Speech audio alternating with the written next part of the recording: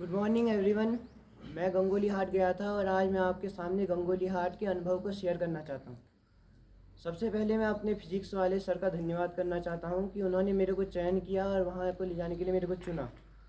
वहाँ जाके मैंने बहुत कुछ सीखा, समझा, जाना और वहाँ सबसे बड़ी बात, मुझे वैज्ञानिकों से मिलने का मौका मिला। 8 तारीख को हम यहाँ से चंपावत से गए सर के साथ कार में। 3 घंटे का लगभग सफ़र था और गंगोली हाट पहुँचे। वहाँ जाके सबसे पहले मैंने देखा कि वहाँ बहुत सफाई थी और वहाँ अनुशासन था।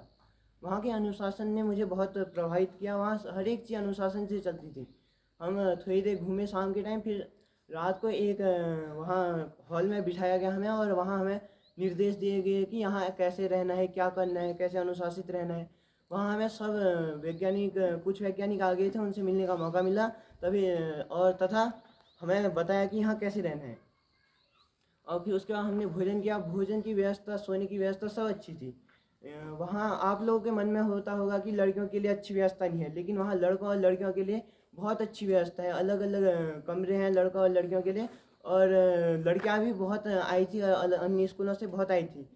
मैं आपसे कहना चाहता हूँ कि आप भी अगली बार अगर आपको मौका मिले तो पक्का जाना। अगले दिन हमारे लेक्चर 8:30 बजे से शुरू थे। हमने सुबह ब्रेकफास्ट किया। उसके बाद 8:30 से सबसे पहले हमें फिजिक्स वाले सर ने लेक्चर दिया। उनका लेक्चर बहुत बढ़िया था। हमें इतने अच्छे से समझा रहे थे, उनका समझाना बहुत सरल प्रकार से समझा रहे थे। उसके बाद हमें प्रोफेसर CNR राव से वीडियो कॉल में मिलने का मौका मिला। उन्होंने वीडियो कॉल में हमसे बात की। वो भारत रत्न पुरस्कार से सम्मानित हैं। यह हमारा सौभाग्य है कि हमने उनसे वीडियो कॉल में बात की। और हम वैज्ञानिकों में मैंने एक बात नोटिस की कि उनके बोलने की कला तथा टाइम मैनेजमेंट बहुत ही अच्छा था। उनसे मैंने यही सीखा कि मतलब बोलने कैसे बोलना है, कैसे वो मतलब अपने हर एक क्षेत्र में, जो वैज्ञानिक अपने क्षेत्र का वो था, अपने क्षेत्र में मतलब टॉप पे थे वो वैज्ञानिक। और मुझे खुशी है कि हमने उनसे बात की। उन्होंने हमें बहुत कुछ सिखाया और अंत में हम उनसे, हमें जो सवाल नहीं आ रहे उनके बारे में पूछते थे तथा बातें करने में बहुत मज़ा आता था। कुछ हमें डर नहीं लगी, मतलब उनसे बातें करने में हमारे सामान्य वैज्ञानिक लगे, जैसे हम लोग रहते हैं वैसे वे भी हमारे साथ बातचीत करते थे।